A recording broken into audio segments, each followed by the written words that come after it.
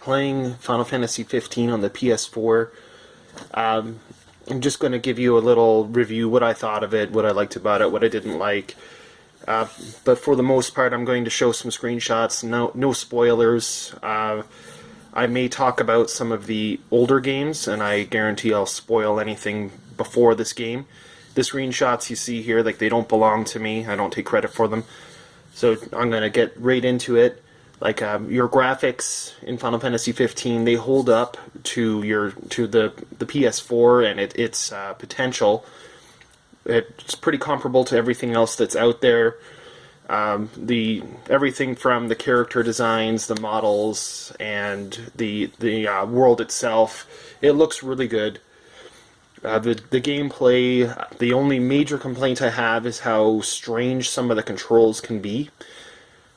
The like, circle is your attack and dash, X is your jump and interact with the environment, and various other weird combinations that can cause you to stumble and have a mismatch of buttons when you're trying to do something. You're not getting done what you're hoping to do. Another challenge was the camera angles in some areas were just terrible. You'll be in a confined space, like a cave, or in a field surrounded with shrubs or trees, and the enemy is really short and you can't see them. So it would become quite frustrating in some areas, but for the most part, this is few and far between.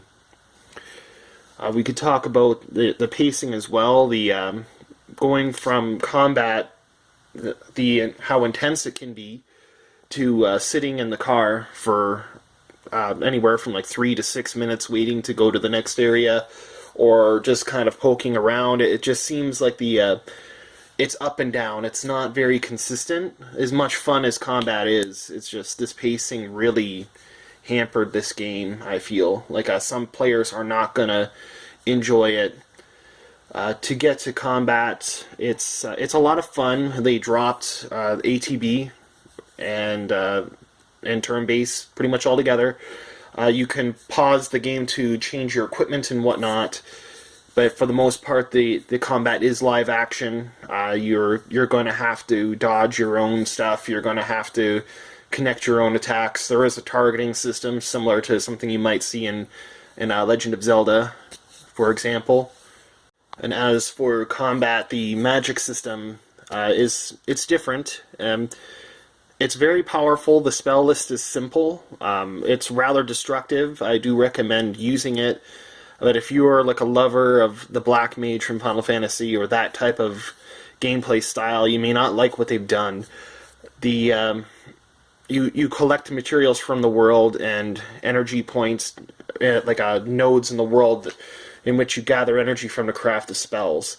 And I like it, it's fun, but I know if you're a big magic user and you want to learn spells and whatnot, it's just not it's probably not going to be for you. And as for the story, you're not going to see many big set pieces like in Final Fantasy VI when Kefka ruins the world and he pretty much causes an Armageddon, and then you explore that world and you see what's happened.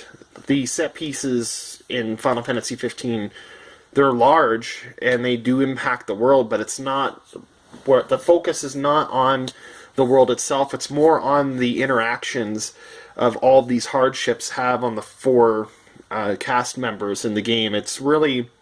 They're really focusing on this.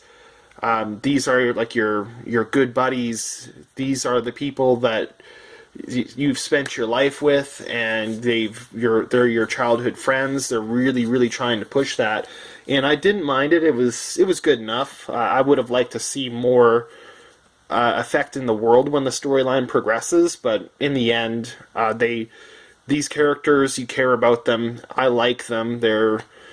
You'll probably like them too. If you're into character development, I think you won't be disappointed.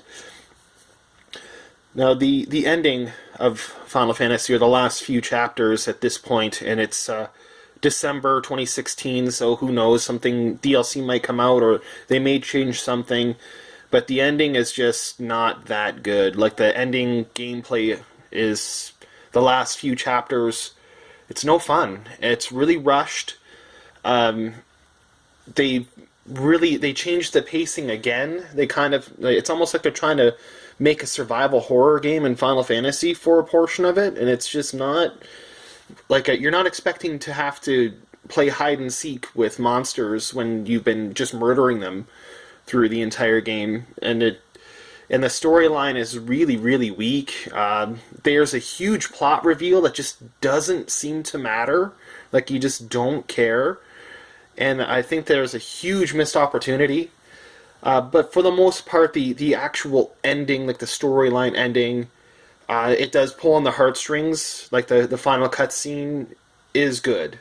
But the last third of the game, or maybe even fifth of the game, the gameplay and the pacing and all of it was pretty bad. So that's probably the worst of it. And thank you for listening.